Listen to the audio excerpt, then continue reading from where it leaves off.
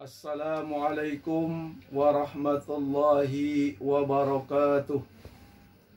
Bismillahirrahmanirrahim. Alhamdulillahi rabbil alamin. Assalatu wassalamu ala asrafil anbiya'i wal mursalin wa ala alihi wa ashabihi ajma'in, amma ba'du. Anak-anak sekalian yang dirahmati oleh Allah Subhanahu wa Ta'ala, alhamdulillah kali ini kita bisa bertemu walaupun hanya melalui video. Kita tidak bisa bertemu langsung. Kita sudah beberapa bulan ini kita tidak bertemu. Mudah-mudahan kalian berada dalam keadaan sehat walafiat dan tetap semangat untuk belajar, semangat untuk beribadah kepada Allah Subhanahu wa Ta'ala. Kali ini Pak Guru akan menjelaskan tentang keutamaan bulan Ramadan.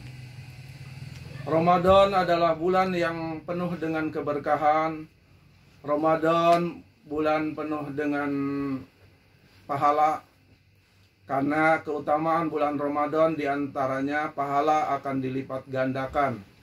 Kebaikan akan dilipat gandakan sampai 1000 kali lipat.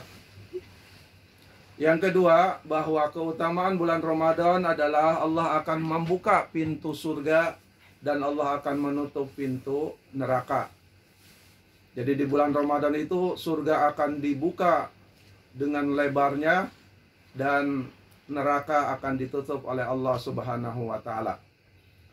Yang ketiga, bahwa di bulan Ramadan Allah akan mengikat atau membelenggu setan. Jadi setan tidak bisa berkeliaran untuk menggoda manusia.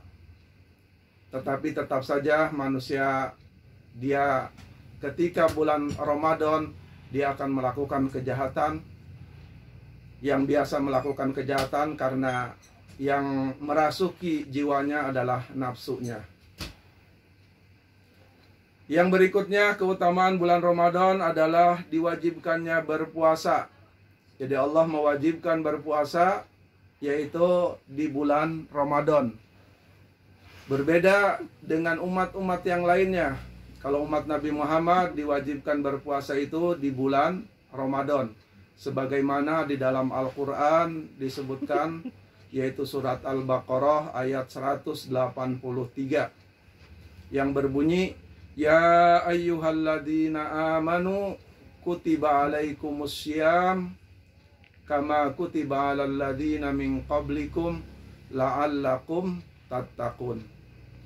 Ya ayyuhalladzina amanu, wahai orang-orang yang beriman, kutiba diwajibkan, alaikum kepadamu, ya, asyamu yaitu puasa.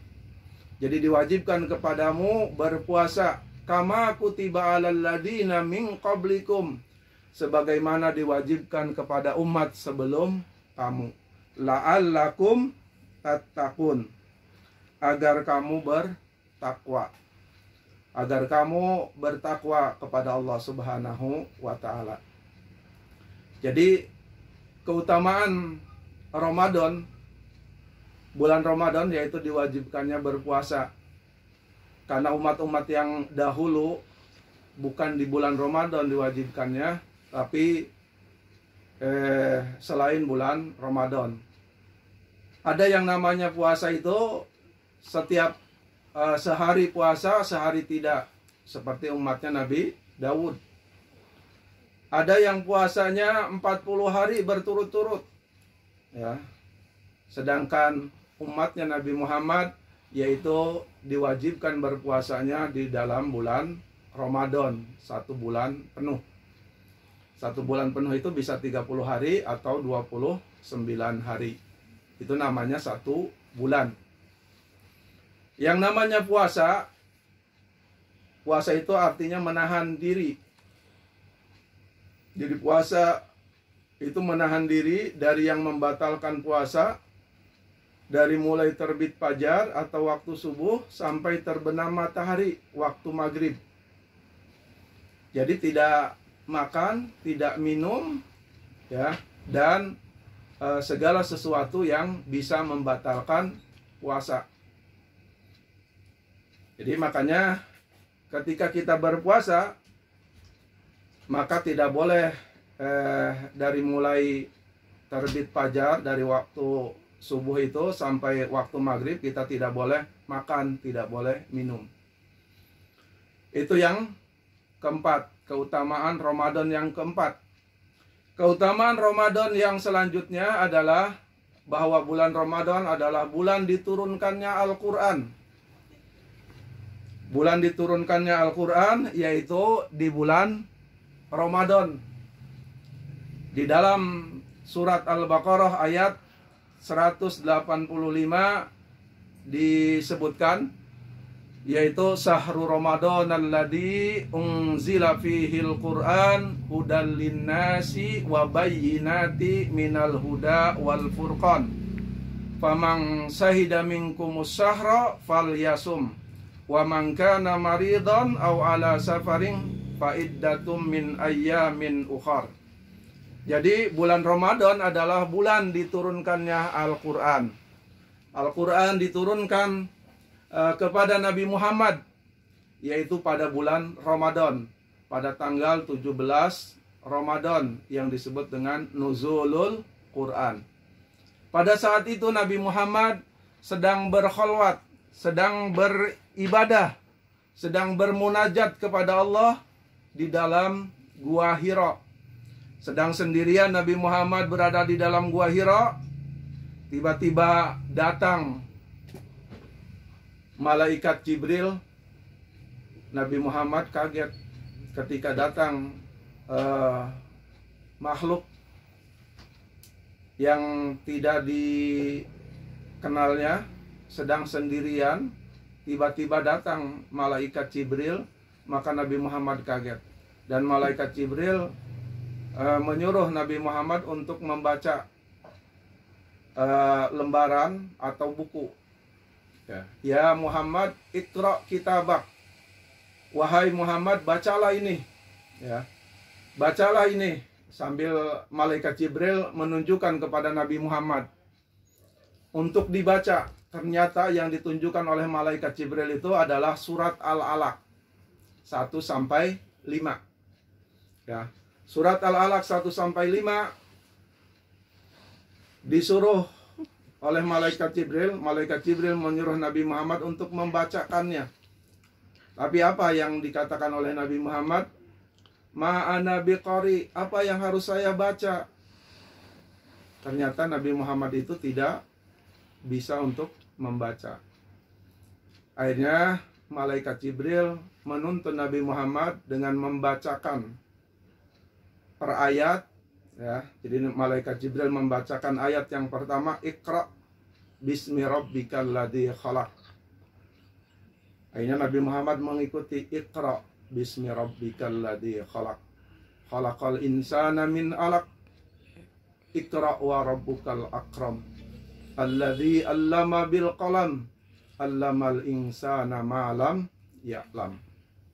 Nabi Muhammad mengikuti sekali langsung hafal. Ya. Jadi Nabi Muhammad itu luar biasa, mengikuti satu kali langsung hafal. Kalau kita berkali-kali tidak hafal juga. Ya. Itulah kehebatan Nabi Muhammad. Jadi Nabi Muhammad itu menerima wahyu yang pertama adalah surat Al-Alaq 1 sampai 5. Padahal surat Al-Alaq itu 1 sampai 19 ayat. Ada 19 ayat ya, surat Al-Alaq ini. Tapi yang pertama kali diturunkan hanya 5 ayat saja. Setelah 5 ayat yang pertama kali diturunkan, malaikat Jibril tidak menurunkan langsung. Dilanjutkan yang ke-6 sampai 19 ayatnya, tapi pindah ke surat yang lain. Ya. Kalau kita itu akan puyeng. Ya, karena pindah ke surat yang lain, pindah lagi nanti ke Al-Alaq lagi, ya. Tapi bagi Nabi Muhammad ya, itu tidak jadi masalah. Jadi bagi Nabi Muhammad itu hal yang biasa.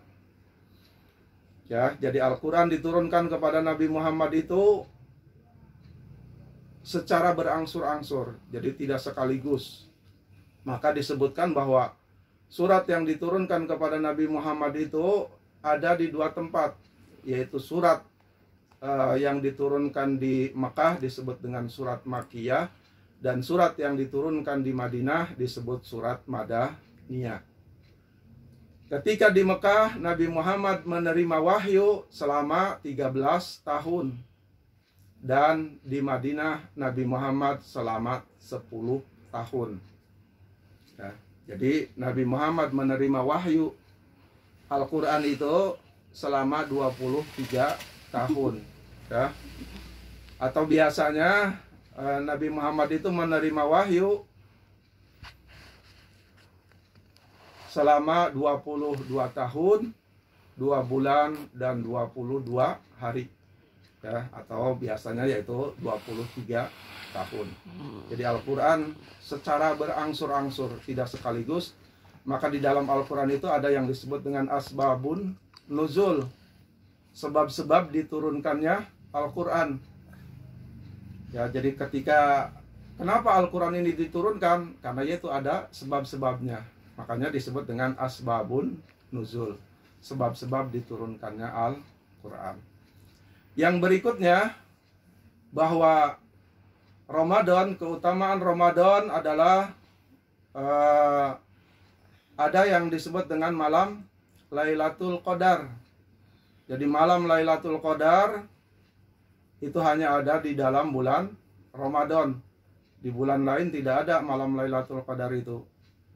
Karena malam Lailatul Qadar disebutkan di dalam surat Al-Qadar, Inna anzalnahu fi lailatul qadar. Wa ma adraka ma lailatul qadar.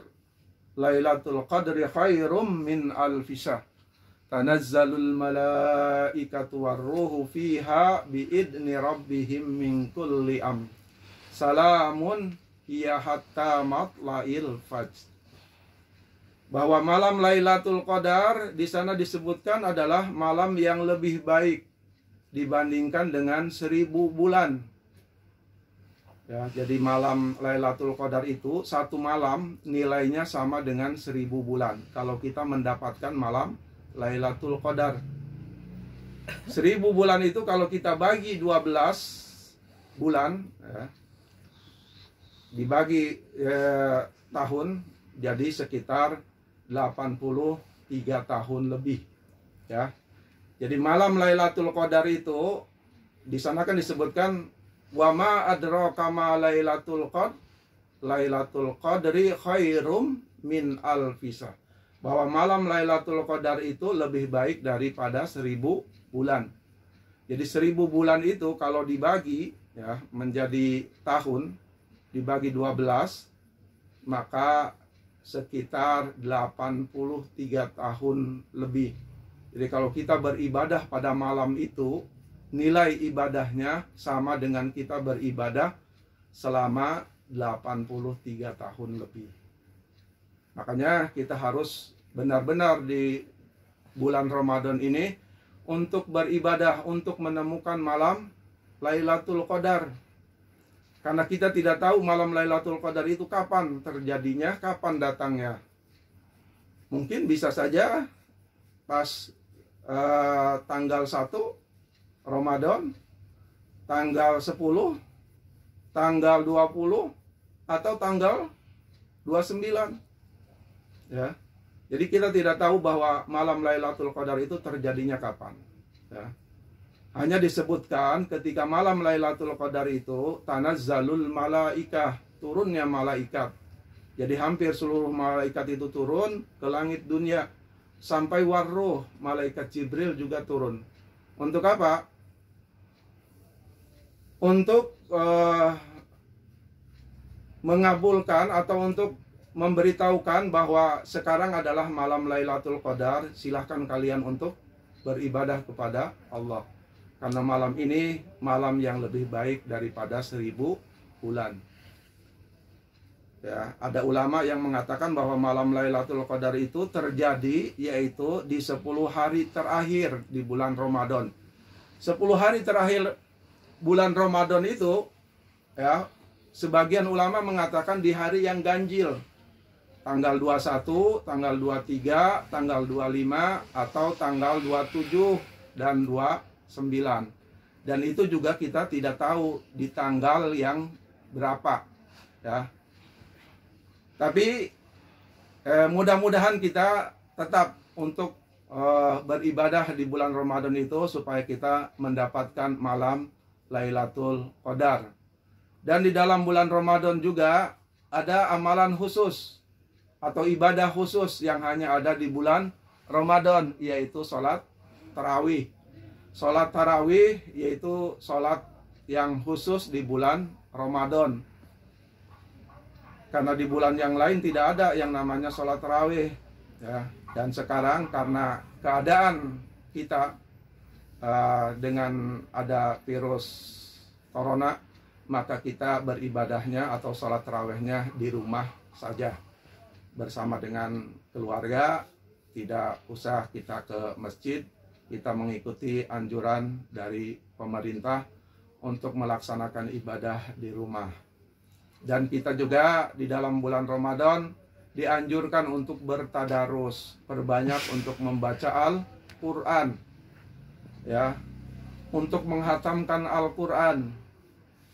Jadi perbanyaklah untuk beribadah, perbanyaklah untuk bertadarus kepada Allah. Mudah-mudahan kita menjadi orang-orang yang diampuni segala dosanya dan kita menjadi lebih bertakwa kepada Allah Subhanahu wa Ta'ala. Assalamualaikum warahmatullahi wabarakatuh.